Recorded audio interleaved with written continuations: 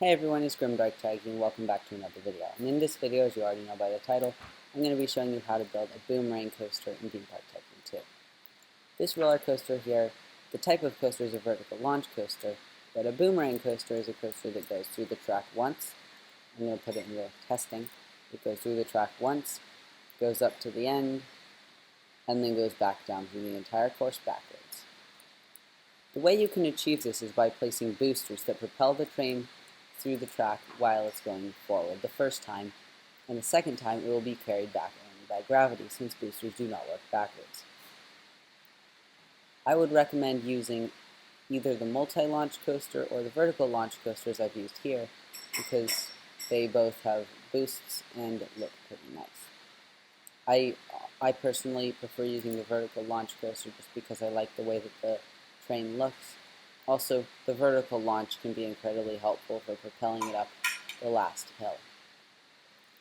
Anyway, this first example coaster, I have it go down a bit of a hill, do some boost segments up, another boost segment down a bit of a hill, do a dip with more boosts, up, around, and into a boost up the final hill. This hill does not have to be vertical, but it does have to go upwards so that gravity will carry you back down. Making this kind of coaster takes a lot of testing, but it will turn out quite well once you're finished with it. Of course, you can use any coaster with boosts, such as the multi-launch coaster, vertical launch, phase turbine, inverted launch, or theoretically you could use the hydraulic launch, but I'm going to be using the vertical launch coaster for this example. I would recommend starting with brakes so that it has a nice ease back into the station so you don't have to worry as much about speed. I'm going to start with a station that is 5 long, add some brakes, and then add a couple boosters going up into a vertical hill here. I'm then going to flatten it out a little bit. You can follow this design, build this design here that I already showed, or build your own design. Of course, I do not know how well this design is going to work, but I will try to make it good.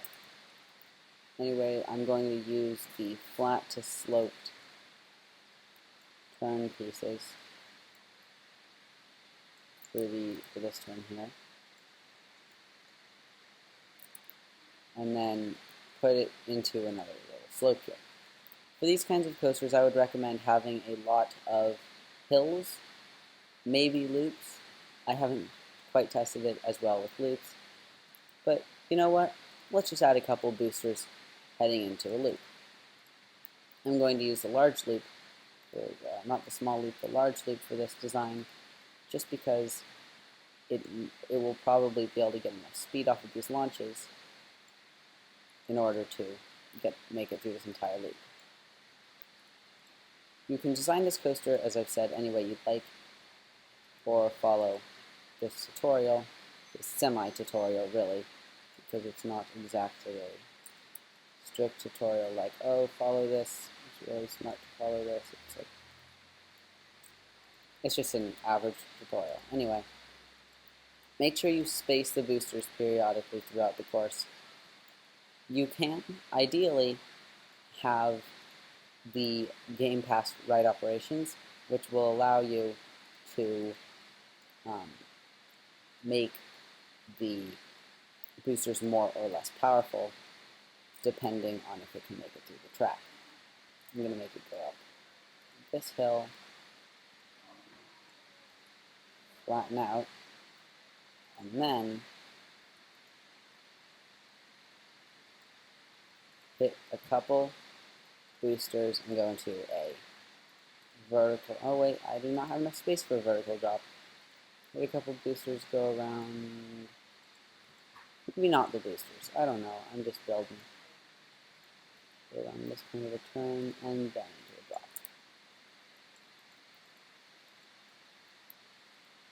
I feel like we're starting to get to the point where this ride to do its boomerang. So I'm going to have some boosters here with airtime hills, although I don't know if these airtime hills are realistic because I'm not a coaster expert. I'm just good at making them in this game, and I'm slowly improving. But anyway, after this, we're going to hit a bank turn and hit the flat to straight up with boost. I'm going to have this have a few boosts here. You don't want too many because you do want the coaster to stop before it reaches the top of the hill. Anyway, we've gotten to the end of the ride track. Now it's time to test. I would recommend testing multiple times during the building process, but since I have ride operations, I don't have to worry about that quite as much.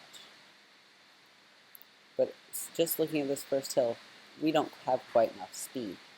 So I am going to need to increase the boost speed to at least 150%. Of course, I have to close the ride, because that's how this game works, and I'm an idiot.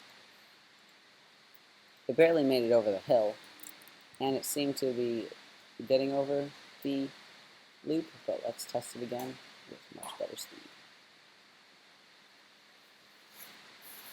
The extra speed didn't help, and it did that jump thing. I think we're going to need to increase the boost speed a bit more, but let's just see if it can make it through the rest of this layout. It can go through the loop, barely. It'll boost up the hill, lose all its speed at the top, and start to head down,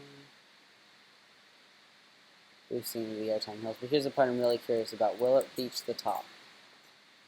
No, it won't quite reach the top. Also, I realized another mistake I made. But let's wait for the frame to go backwards. It barely has enough momentum to reach the top of the hill. Not quite enough to go over it. So, I'm going to close this. Another thing you may want to do, decrease the track friction to, say, 75%. This will mean that you can have the hills be higher, since you will be losing less friction, less speed from friction as you're going through the track.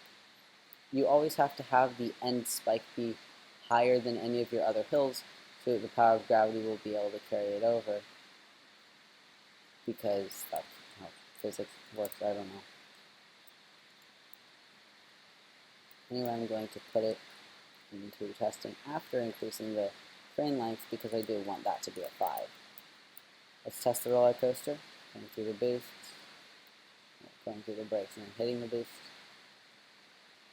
Going up this little hill. And the 5 train made it a little bit harder to go through the first hill. So you will want to test with the train length you are going to be planning on having the coaster with. But the most important thing about these coasters is testing. You have to make sure that it'll be able to get through the entire track, otherwise guests will get stuck on it. You can make an incredibly simple boomerang coaster that just goes up a hill and goes back down, but that's not quite as exciting as one such as this, where it goes through a course with loops, hills, and many other features. I'm going to increase the chain, that's the chain lift speed I was modifying. No wonder the boosts weren't making any progress. Let's set the boost speed actually to 150 this time. I'm sure that if this video gets any views, I'll be being screamed at in the comments. But anyway, it's seeming to make it through backwards pretty nicely, even with the lower boost amount. Now let's see just how much this roller coaster can do with its 150% boost speed, going up the hill with much more speed than it had before. Definitely not stalling on that loop. Going up the hill nicely, and down, and up with more force than intended, and it crashed. Alright, so what I would do there, since I added the boosters on the vertical hill, is remove those. But what I'm going to do, since this probably gave it more speed than it needed going into those hills, I'm going to edit the track and remove these 3 boosters here. then of course you can't increase this any higher.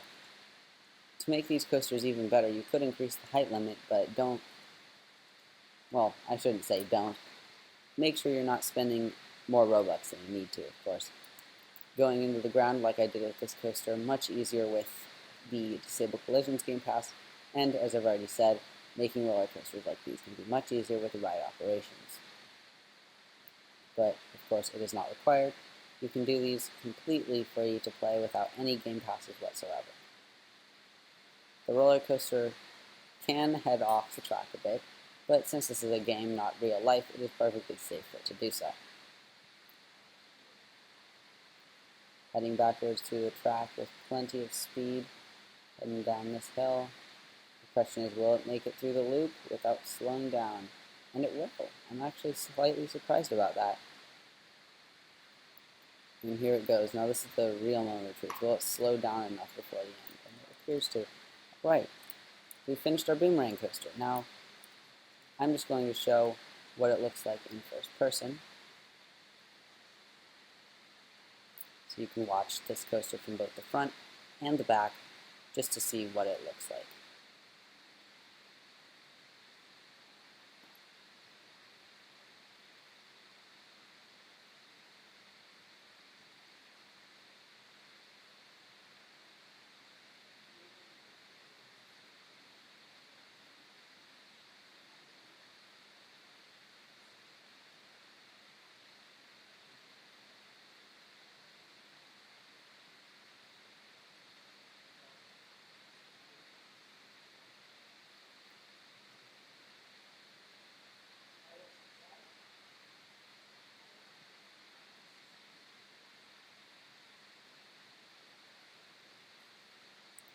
Right, that's the front row, and as you saw at the top of the hill, there is the fair amount of time where you are just staring up into the sky because you can't see the track ahead of you, which can be mildly scary when you're on this ride.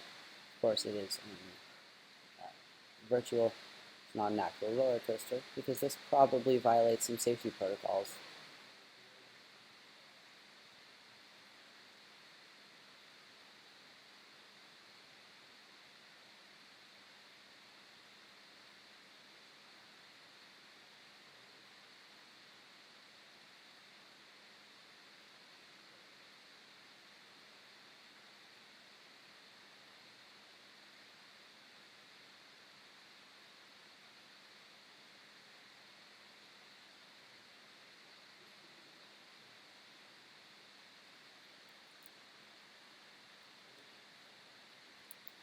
And that is how you build a boomerang coaster in Theme Park Tycoon 2.